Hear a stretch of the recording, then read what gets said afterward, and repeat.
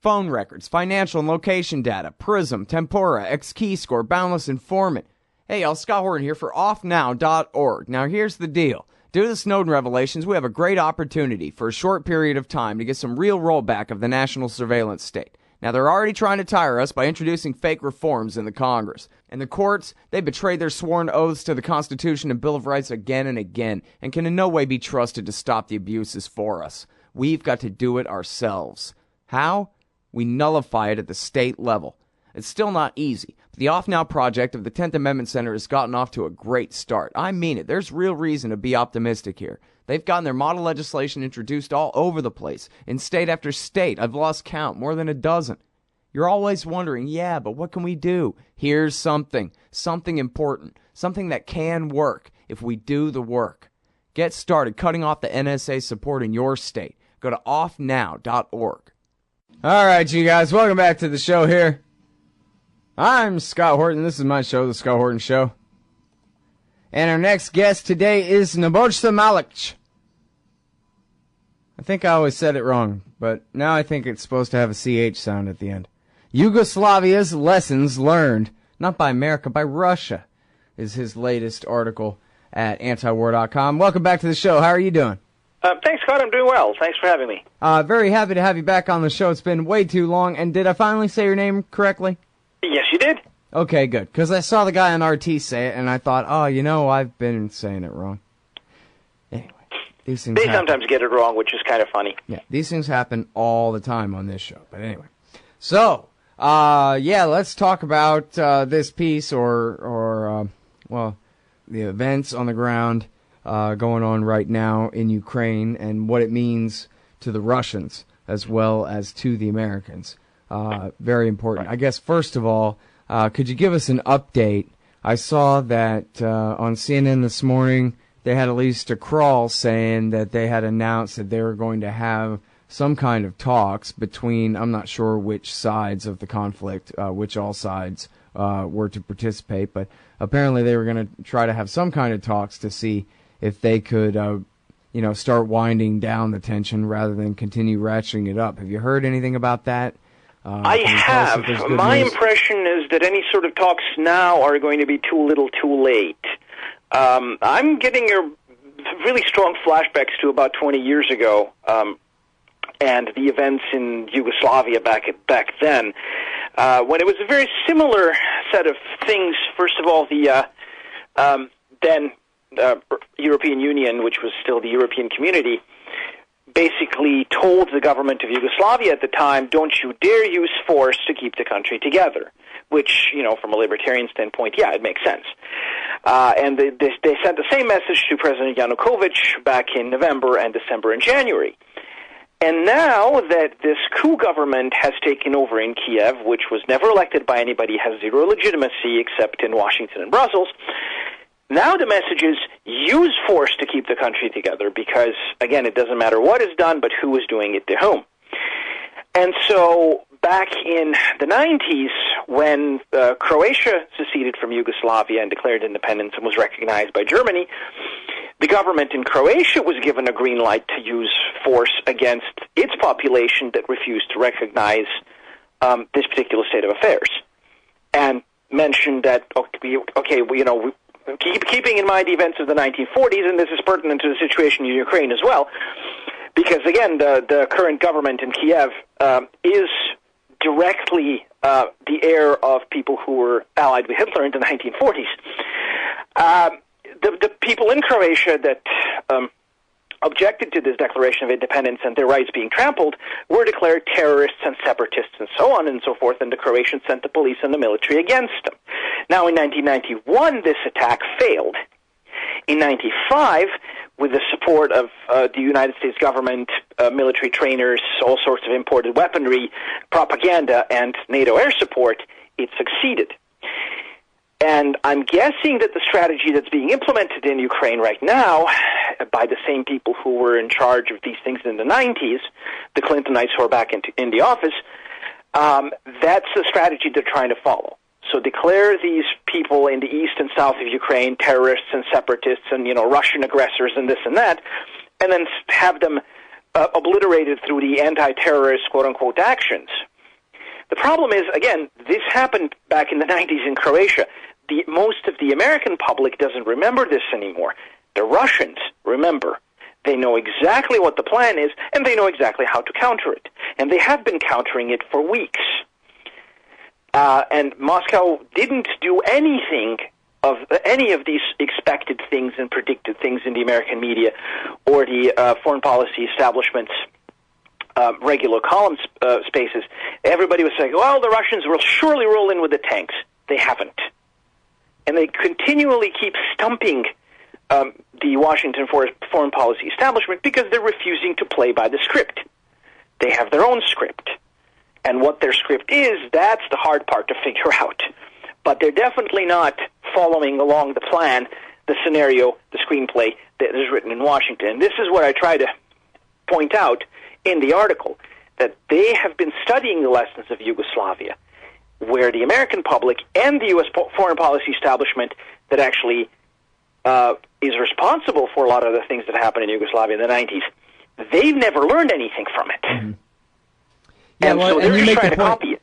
You make the point in the article about what he understands about the U.S. narrative, that the American people are being told that, oh, Russia's rising again, and history began on February, 23rd or 24th, maybe, this kind of thing. So he knows that, he's looking at it from the American foreign policy establishment point of view and the American media, what the American people are being told point of view, and then I think, like you're saying, breaking from their script every time that he can. I even saw some desperate warmonger types on Twitter when he called for the eastern part of the country to delay their vote on independence, that they said, oh, here we go.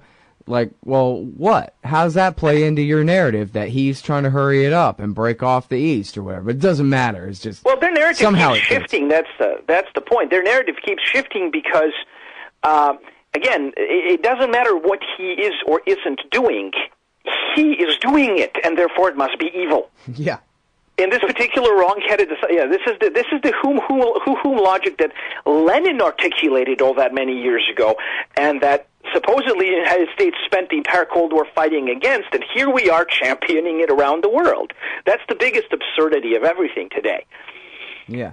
Well, and look, I mean, it makes perfect sense why, I don't know if there's such a thing as the average Ukrainian or whatever, that might have a lot of different definitions, but there's plenty of reason why Ukrainians might resent Russia with the history of the Soviet Union there. And I mean, hell, the reason so many people there speak Russian and not Ukrainian is because the communists did their best to eradicate the Ukrainian language, although it didn't really work. And that doesn't make the Nazis liberators or anything, but it does mean that the Ukrainians have, plenty of good reason to have hard feelings against the Russians and to be very afraid of a Russian-dominated future if they're to have one.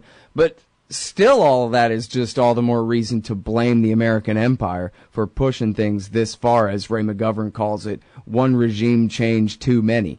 They got away with it to a degree back in 2004, although the Russians worked to counter the Orange Revolution, and hell, the whole thing just fell apart anyway. But this time, it seems like Putin was concerned that he was actually really going to lose his base on the Crimean Peninsula, and no, sorry. So you're going to move those pieces, I'm going to move these, and I'm going to prevent. There's got to be a line here somewhere, and he drew it. So, I like to try to explain it to my American readers and people who talk to me about this in terms of something like this. Imagine that some external power, it doesn't matter which one, it really doesn't matter which one, has staged a revolution in Mexico and taken over Mexico. What would be Washington's reaction? Can you even imagine? Or take Canada, for example. Let's be specific. If the Russians did that and overthrew the government in Mexico, that's my point precisely. Yeah, we would go to war against Russia. Yeah, absolutely. let's remove the personal feelings from this and then talk about abstractions. Yes, you'd go to war in a second, in a heartbeat. Yeah.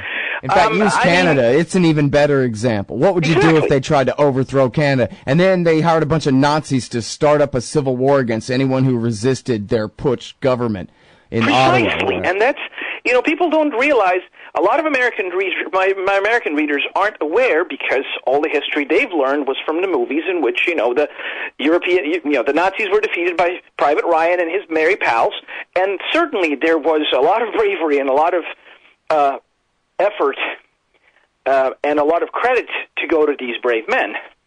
But when you look at the death tolls of World War II, and you see that there were 185,000 Americans who died in Europe and 27 million Soviets, you start to realize that maybe, perhaps, those 9 months of fighting in 44-45 weren't quite equal to the 4 years that the Soviets had to deal with, and that the bulk of the war effort actually took place on the Eastern Front. But because we didn't see it in the movies, it didn't happen. And so when you talk to Americans about Nazis, to call somebody a Nazi seems to be one of those throwaway insults when people reach for when they're losing an argument. To Russians, Nazis are very real people who came like in, the Black Plague or something. Right. I mean, these were very real people who came in, invaded their country, murdered genocidally 20-plus million of their people, and very nearly pulled it off. And were ultimately defeated by Russia, Soviet, all sorts of, not just ethnic Russians, but everybody who was culturally Russian in the Soviet Union, who basically drove to Berlin and put an end to this. And so to have these people rise up again and be called Democrats by the Europeans, who seem to be hell-bent on amnestying Nazis left and right, especially in the former Soviet Union republics, now independent states, that's an insult to injury. I mean, there's really no credible comparison to it. The United States hasn't had any foreign power systematically assaulting it for 70-plus years, or besieging it for the next 20 after the war formally ended. Russians have. They've had this Western hostility year in, year out, even when they try to be appeasing and quiet and cooperative. I mean, President Putin still is being entirely too cooperative towards the West, allowing supplies through Russian territory to the American troops in Afghanistan and so on and so forth. Yeah, that may be the Americans too clever by half there, taking advantage to his benefit. But we got to take this break. We'll be right back with Nebojsa Malic from antiwar.com right after this. Malic. Hey, y'all, Scott Horton here for The Future of Freedom, the monthly journal of the Future of Freedom Foundation. Edited by libertarian purist Sheldon Richman, The Future of Freedom brings you the best of our movement, featuring articles by Richman, Jacob Hornberger, James Bovard, and many more. The Future of Freedom stands for peace and liberty, and against our criminal world empire and Leviathan state. Subscribe today. It's just $25 per year for the back pocket-sized print edition, $15 per year to read it online. That's The Future of Freedom at fff.org/subscribe. Peace and freedom. Thank you. All right, you guys, welcome back to the show. I'm Scott Horton. I'm talking with Nebojsa Malic from antiwar.com. And we're talking about Ukraine and Russia. And I've always thought since the very beginning of the war on terrorism that Putin was being very nice to the Americans and saying you can use our routes and our bases and whatever. We don't mind if you go and build a base in Kyrgyzstan, whatever you need to do to fight the terror war in Afghanistan. I always thought that was really nice, and I also thought that Putin must have at least been playing it both ways, if not been, really just being sneaky, because he must have known just as well as bin Laden, who laid that trap, that Afghanistan is where empires go to die. Like the Soviet Union that he used to serve in the KGB of during the Afghan war. And so he must have known that, like, oh, you guys want to invade Afghanistan, huh? Yeah, you just go right ahead. Although at the same time, he really was giving the U.S. empire, the American military, direct access to Central Asia. So it wasn't nothing. He was being nice and I think playing us for fools at the same damn time. I don't know, but he at least after September 11th, they say he was the first president on earth to call George W. Bush and say, at your service, let's be friends. Let's take the opportunity of this terrible crisis to, figure out how we can work together. And the Americans started jamming their thumbs in his eye, starting just a couple of months later with the withdrawal from the anti-ballistic missile treaty, December of 2001 there, before, the war on terror really even got going. Absolutely. The impression that I got at the time, and I'm sure the impression that the people in Russia got very quickly thereafter, was that essentially the American establishment, and I really like to use that phrase much better because ordinary Americans have very little to do with any of this. The U.S. foreign policy establishment basically treated this niceness as weakness. They interpreted it as, well, the Russians will obey because they have no other choice. Honestly, some days I get the feeling that for the policymakers in Washington, they are the only human beings on earth with agency. Not even the American people have agency, let alone anybody else in the world. You know, everybody else in the world is a thing to be manipulated, and you don't need me to explain how horribly wrong this is as an outlook. But yeah, some days I really get the feeling that these people treat the world as a giant simulation computer game in which they click and things happen.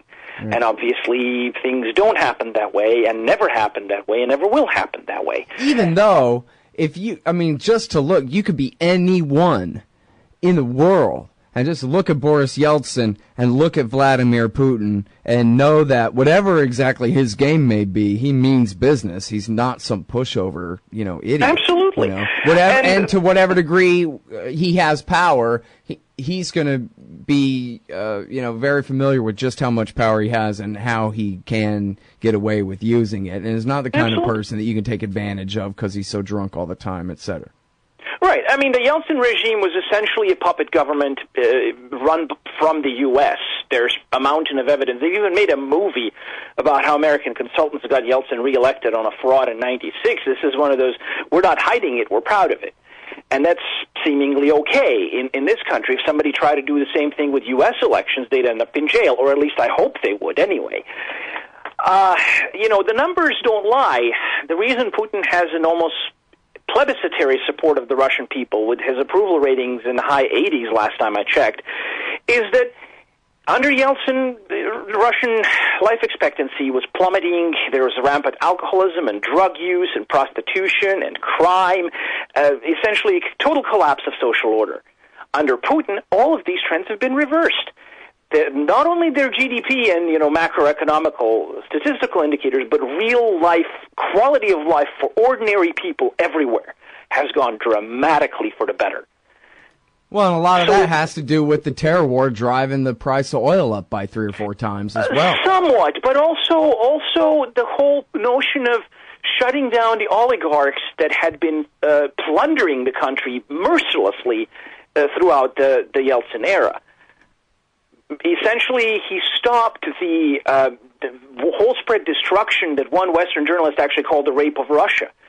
He put an end to it, and all the proceeds from economic activity have actually gone to people who actually earned them, which is what libertarians ought to support, the whole notion of people keeping what they earn. Well, and they still have oligarchs, but at least they produce things. They don't just liquidate their enterprises and flee to Israel or America or Britain. Right. Right. I mean, the oligarchs were given a choice, which was one of the ways that this could work at the time, probably the best of the ways it could work at the time.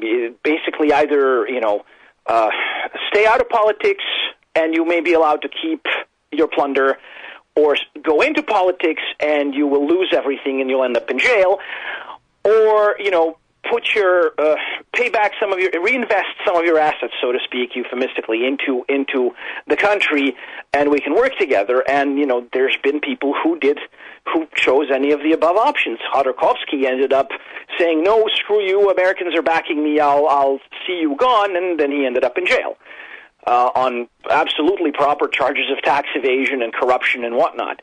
Berezovsky ended up in exile, taking his money, and ended up spending it all in England, and ended up suiciding, completely broken. So really, honestly, you have these people who were used and then discarded by the American foreign policy establishment, and then you had the people who ended up working with Putin, and they seem to be progressing perfectly fine. Right. Same kind of thing in Ukraine, really. Yes, President Yanukovych was corrupt. He wasn't the only one. That country's been run by oligarchs for the past 20-some years, unlike Russia. And those oligarchs pretty much ran the country into the ground. When the Russians offered them $15 billion in credit, the Europeans were like, "Oh, well, the Russians are trying to buy you." Yeah, well, at least they're trying. What are you guys offering? You're offering $50 million, and in return, you're demanding that Ukrainians completely bankrupt what's left of their country and essentially serve as your wage slaves and source of cheap labor. And they've openly admitted this. They said, if we want to keep paying out our pensions, we need the Ukrainians to work for us. I'm paraphrasing, but it's essentially the gist of the arguments that I could read in British and European press throughout January and February. It's one of those, the EU needs to annex Ukraine because it needs to expand or die. It's the logic of welfare state. Okay, well, all right, on one hand, you have people who want to enslave you in exchange for some trinkets and some bearded ladies at Eurovision Song Contests, and on the other hand, you have people who are willing to subsidize your energy and give you a very, very generous loan. It is a loan, but it's a very generous one. And don't insist on you changing your political structure, and are willing to let you decide what form of government you're going to take. Who's the villain here? Yeah, well, and it's very easy to figure out, but that's why you have all this propaganda trying to muddle it up. Right. I think people may be familiar with, because this one, it was kind of soundbiteable enough for TV that Yatsenyuk had said that he meant to lead. He's the new sock puppet prime minister there. He meant to lead a suicidal government. He called it that. The reforms that he was going to implement, in other words, the turning over of all the public resources to the IMF, was going to be so drastic that surely all the people of Ukraine would hate him and would never let him have power again. But he was such a great guy that he was going to do it anyway. Well, whether he is such a great guy or not, normally wouldn't these things be decided in an election rather than a phone call from a U.S. Deputy Secretary of State to an ambassador? Because if you recall that particular tape, we had a Deputy Secretary of State talking to the ambassador and saying, oh, I want this one, I don't want this one should stay out, this one should go in.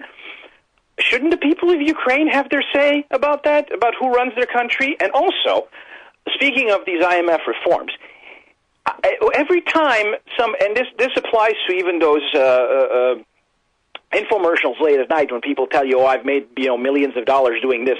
Well, if you made millions of dollars doing that, what are you doing selling infomercials late at night?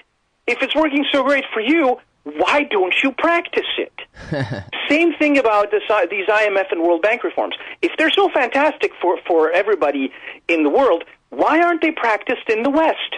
Right. Why aren't they being implemented in Germany or the U.S.? Hey, Nebojsa, do me a favor and do one more segment on the show here.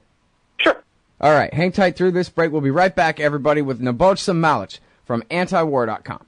Hey, y'all, Scott Horton here for cashintocoins.com. So you want to buy some Bitcoins? Cashintocoins.com makes it fast, easy, and safe to get Bitcoins. Just deposit the money into their account at any of the major banks they support, and then just email them a picture of the receipt and your Bitcoin address, and you get your Bitcoins. Almost always the same day it clears. In a tough, competitive new market, cashintocoins.com has the advantage. A great system and great customer service to keep you coming back. That's cashintocoins.com. Just click the link in the right margin at scotthorton.org. All right, y'all, welcome back to the show. It's my show, The Scott Horton Show. Talking with Nebojsa Malic from antiwar.com. Should have been talking to him this whole time, man. I don't know what the hell's the matter with me. I'm lazy. So this is not from The Onion. I swear to you, this was multiple sources all over the place. I don't think anybody's denying it. It's on their website. This is a real thing. Maybe I should have done better checking, but I'm pretty sure that this is a thing. That the vice president's son is now on the board of directors of the largest gas company in Ukraine. Speaking of oligarchs. I saw that in the Wall Street Journal, so I'm not sure if it's true or not. Oh, there you go. Well, that might be reason not to believe in it. But no, actually, their reporting side is usually pretty good. But boy, and does he ever look like a psycho in his picture, too. They should have had him take another couple of pictures before they went putting this out as his headshot. Boy, does he seek to reassure you about what a good guy he is. Written all over his face like a used car salesman.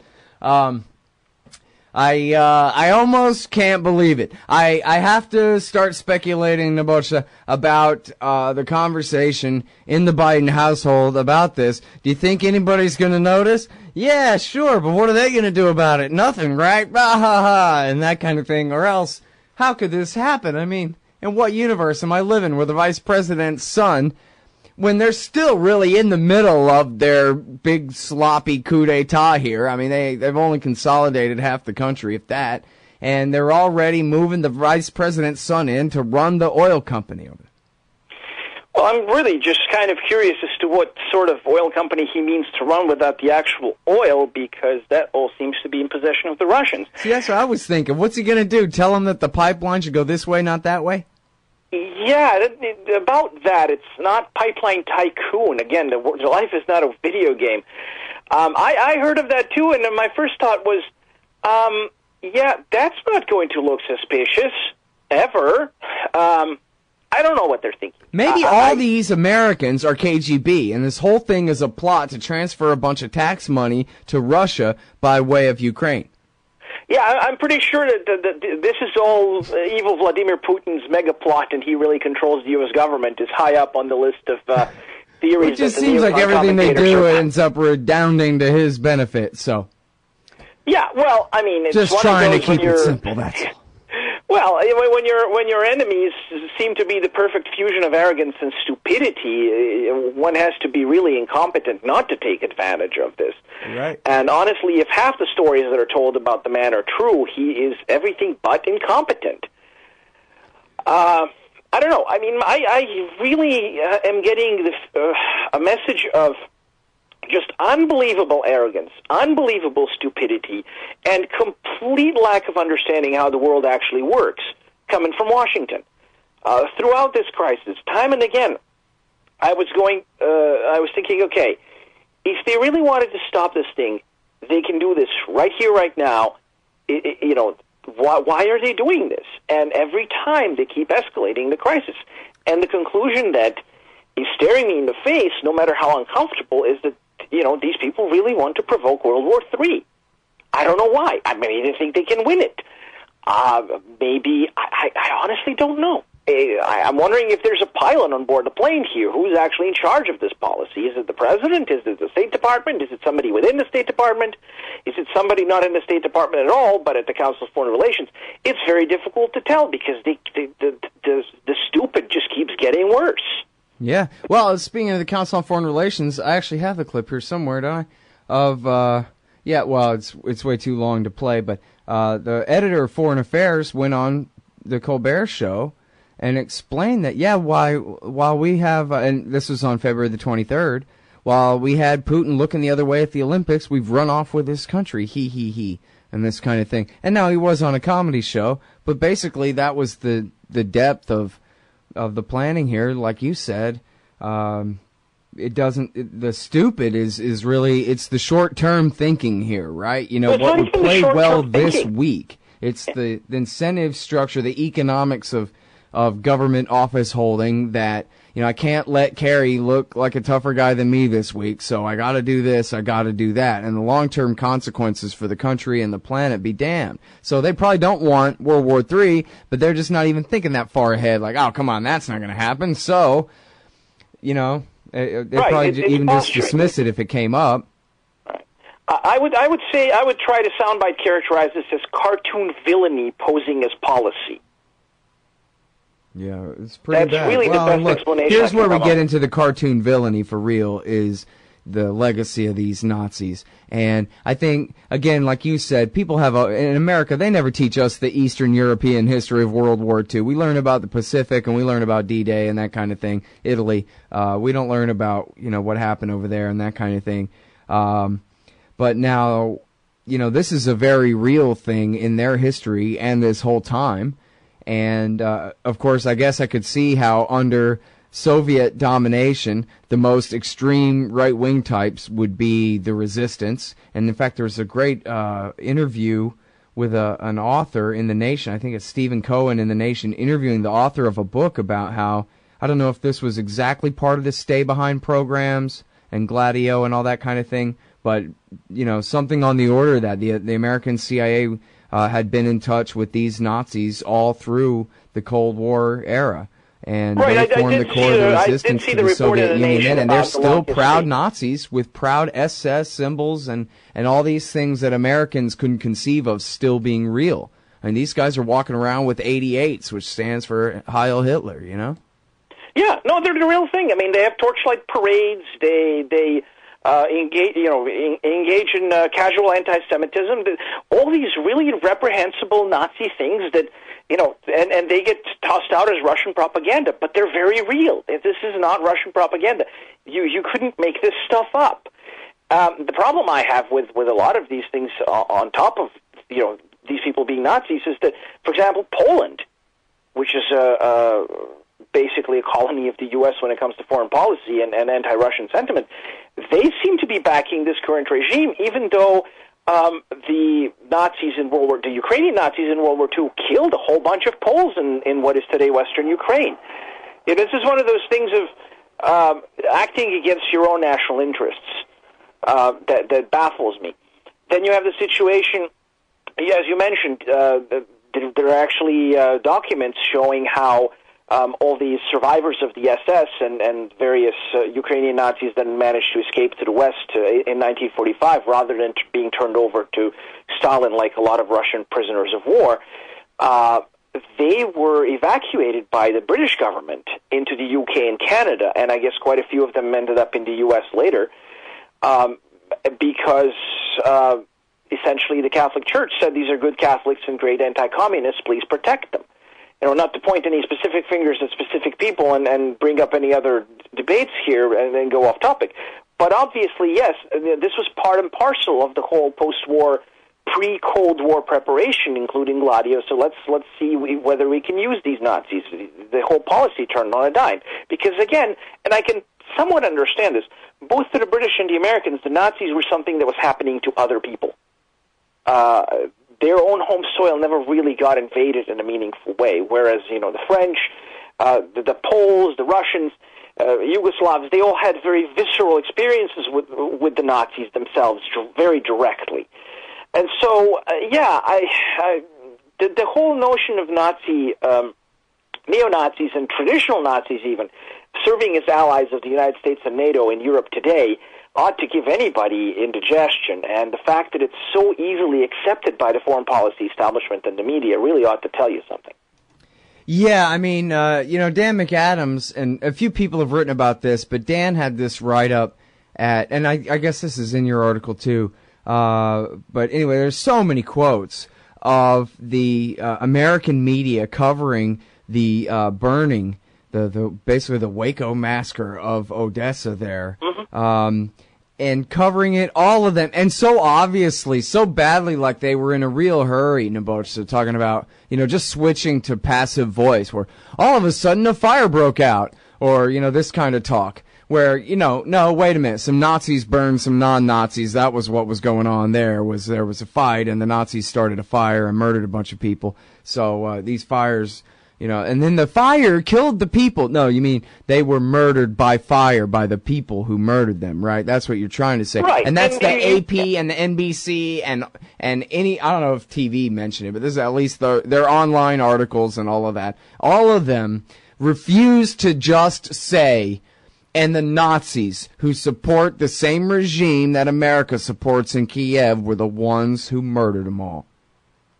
Well, of course. It's, again, the whomism. It's not what is done, it's who did it to whom. If it's, quote-unquote, our people doing it to, quote-unquote, their people, then it must be okay.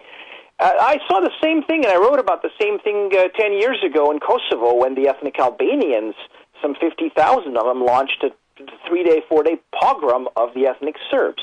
And the Western press was all, these are clashes, there is ethnic fighting, and everything that was being done to the Serbs was reported in passive voice, and everything that happened to the Albanians was reported in active voice.